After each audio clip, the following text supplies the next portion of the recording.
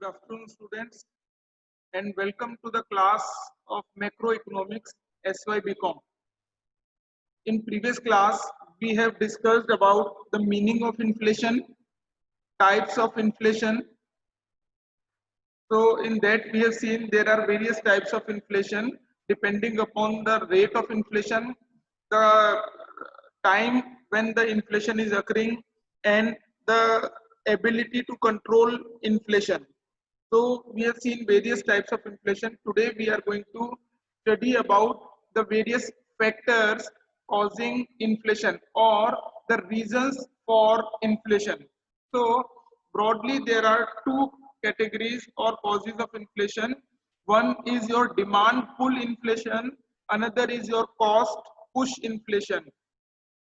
These are the two factors which are causing inflation. One is from demand side, another is from supply side. So during the inflation, when the demand increases, it is going to pull the inflation or it is going to increase the rate of inflation. Now demand pull inflation, according to the demand pull inflation theory, the prices rise in response to the excess of aggregate demand over existing supply of goods and services. So whenever your demand is going to be more than your available supply, this type of inflation is known as a demand pull inflation. The demand pull theorists point out that inflation might be caused in the first place by an increase in the quantity of money when the economy is operating at full employment level. That means when the economy is operating at full employment level, the inflation which will be caused is known as a demand pull inflation, because the demand is increasing but supply cannot be increased. Now, as the quantity of money increases, the rate of interest will fall and consequently investment will increase.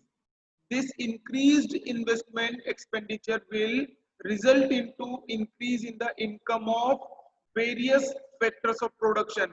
If you remember, while discussing the quantity theory of money, we have discussed that one person's expenditure is another person's income.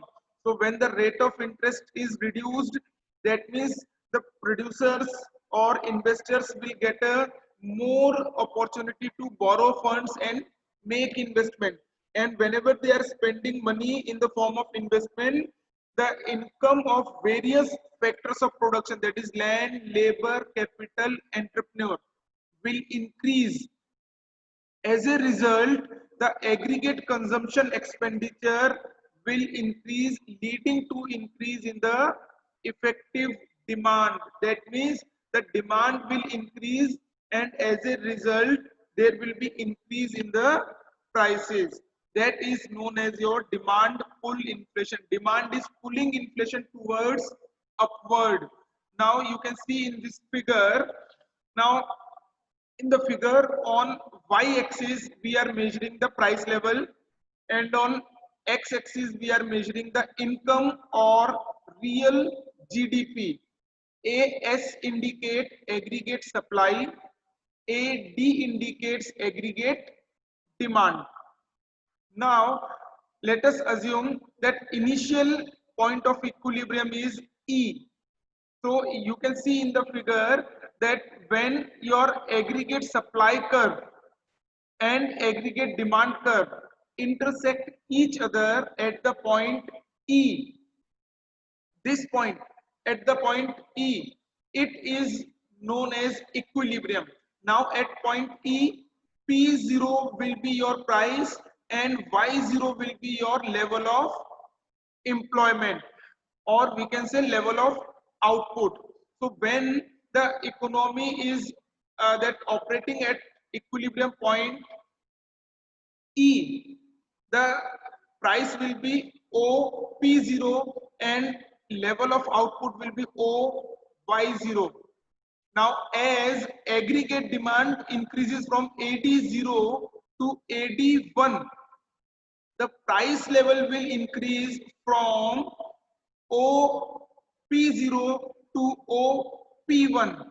At the same time, there will be increase in output from OY0 to OY1.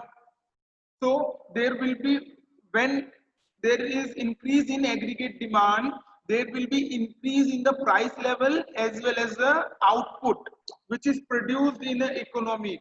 So price and output both will increase when aggregate demand will increase from AD0 to AD1, and new equilibrium will be at point F.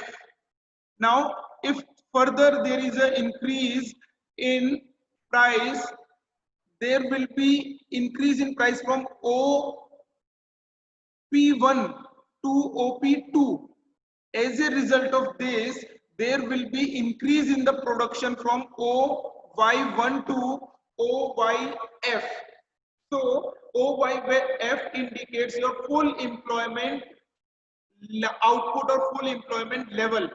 At this point, your equilibrium will take place at point G, where your aggregate demand is intersecting your aggregate supply curve, and the equilibrium price will be OP2, and your equilibrium level of output will be OYF. Now, YF indicates your full employment level.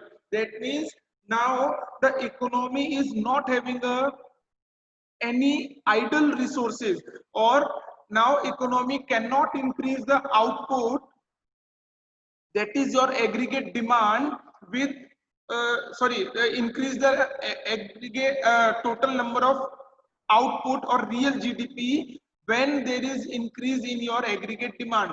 So your aggregate demand will increase from AD2 to AD3. With this increase, you will see that there is only increase in the price from OP2 to OP3, but the level of output is remaining fixed at OYF, that is full employment. So after full employment, there will increase only in the price level, and there will not be increase in the output or real GDP, because economy is operating at a full employment level. And that is the reason that you will see that after point G, that is after this point, your aggregate supply curve becomes vertical straight line, inelastic. So that means there will be no effect of increase in price on the real GDP or output. So after this point, after OYF, there will be only increase in the prices, and there will not be any increase in the corresponding output or GDP, which will cause inflation in the economy. So inflation is there at a full employment level. So before full employment level, what happened? There is increase in your output as well as increase in your price. But after full employment, or after attainment of full employment, there will be increase only in price level, and there won't be any increase in the real GDP. So this will result into increase in price, and economy will start facing the inflationary situation or inflation in the economy. That is from point OP3 onwards, there will be a only rise in the price and no increase in the output. That is your inflation after full employment level. Now, there is another type of inflation which is known as a cost push inflation. As demand is pulling inflation towards upward, cost is pushing inflation from downward to upward. Now, this is when the cost of production is increasing. Now, in order to maintain the profit margin, the producer will increase the price of a commodity, which will cause inflation. Now, in case of cost push inflation, wage rise is the main reason for the cost push inflation. That is, whenever the workers will demand more wages, the cost of production will increase and the profit margin of the producer is going to decrease. Now, if producer want to maintain the profit level which he was earning earlier, then he has to increase the price, and that will cause inflation. It refers to a situation where prices rise on account of increasing cost of production. Cost push inflation, as prices are being pushed up by rising factor cost. A number of factors contribute for the increase in cost of production.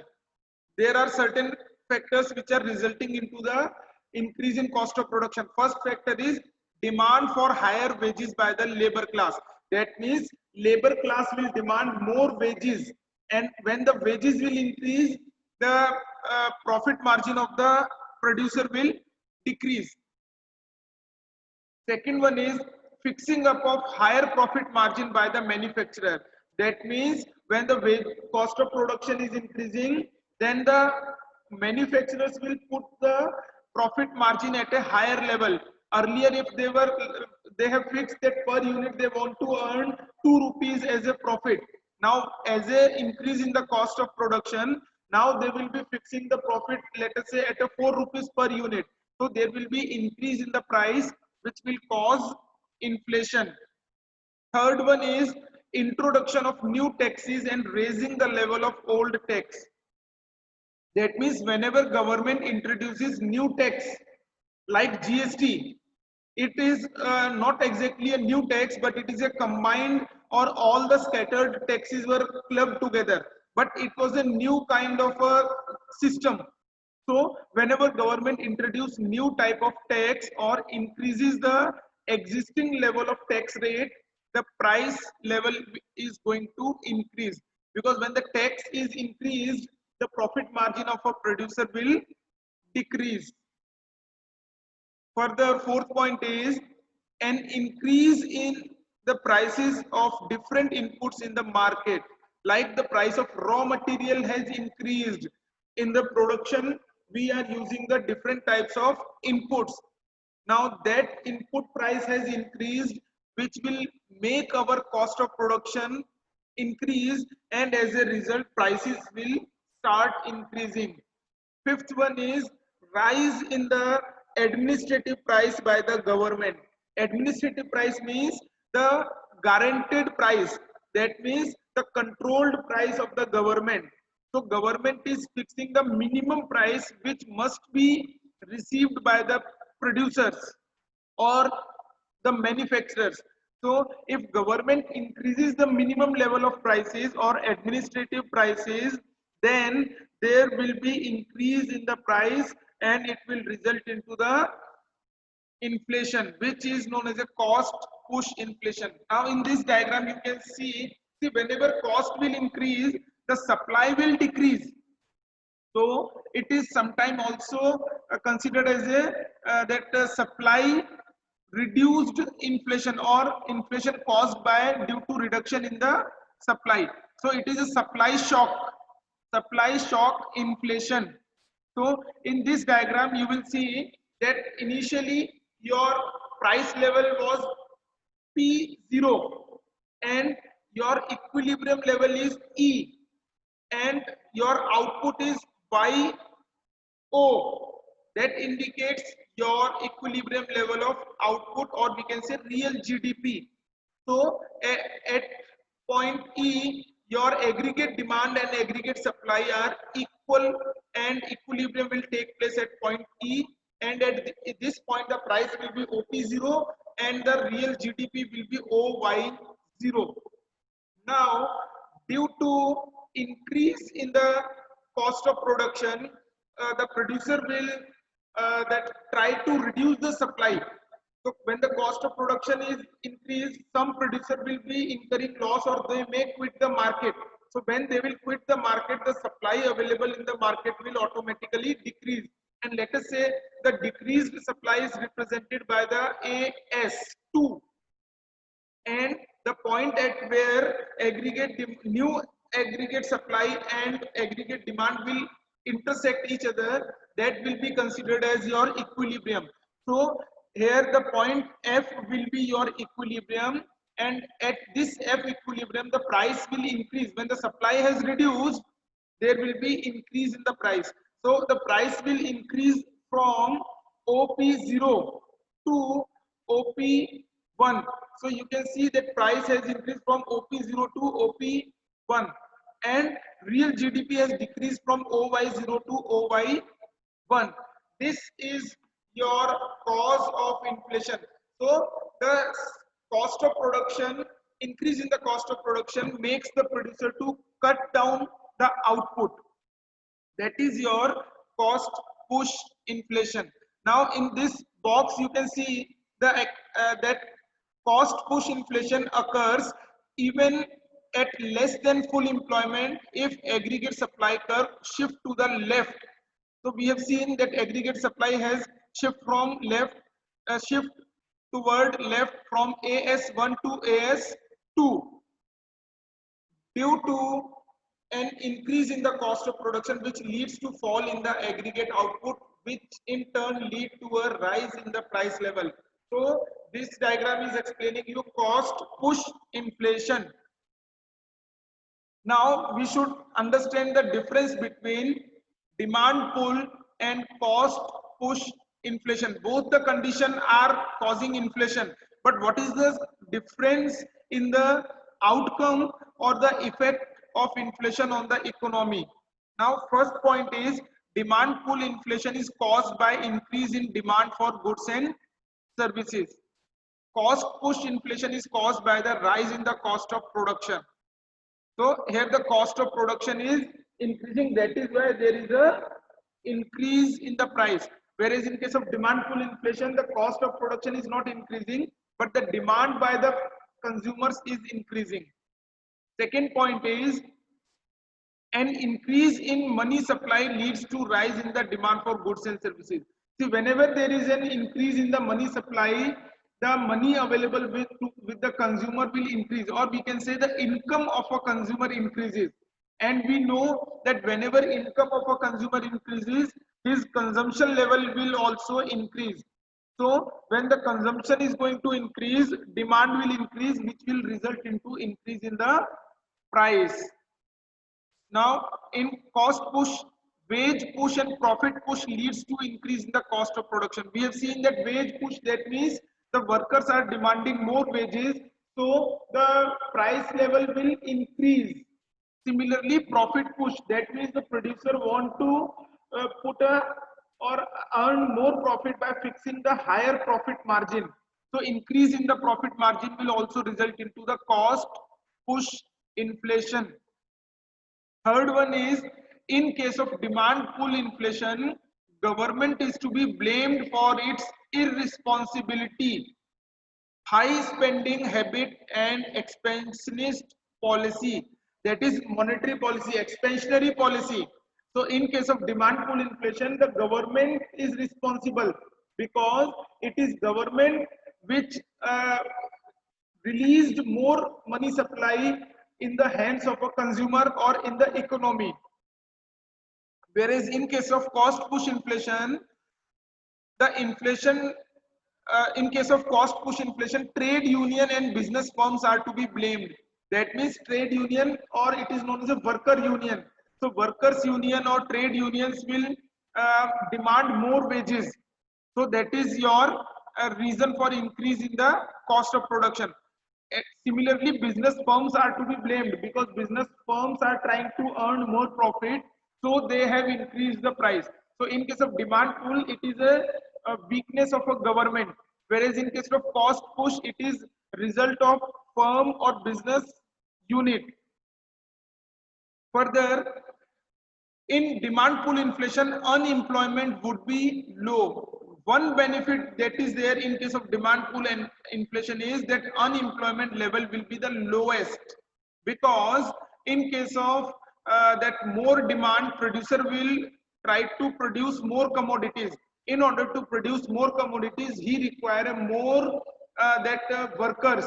So the unemployment in the economy will be lowest in case of demand pull inflation. Whereas in case of cost push inflation, unemployment would be high because workers are demanding more wages and cost of production is increasing. So firm will try to reduce the cost, or they will be doing the cost cutting. And whenever the cost cutting is done, the workers are removed from the job. So workers will be losing their job in case of cost push inflation, and hence the level of unemployment will be highest in case of cost push cost push inflation. Fifth difference is a demand pull inflation can be controlled by adopting restrictive monetary and fiscal policies so as to drain off excessive monetary demand. It is easy to control demand pull inflation because the reason for demand pull inflation is more availability of money with the public. So whenever government adopt any policy through which the money is moving from public to the government, the inflation will be decreasing. So through the monetary policy or fiscal policy, government can control demand pull inflation. So finding the solution of demand pull inflation is easy, whereas cost push inflation is not affected by direct control. It In order to check cost push inflation, there is a strong need on the part of the laborers and entrepreneurs for control in their wages and pricing policies. So that means in case of cost push inflation, the government policy will not turn out to be effective. Sixth is draw diagram of demand pull inflation and explain in brief. So in case of this difference, the demand pull, we have seen the diagram in previous PPT. So that diagram you can draw in while differentiating. So you can draw both the diagram in case of demand pull and cost push, and you can explain that what is the difference between demand pull and cost push inflation. So students, that's all for the today's class, and we have discussed today about the causes of inflation, and we have seen that what type of inflation is resulting into what effect on economy, and we have also seen the difference between demand pull and cost push inflation. Thank you very much.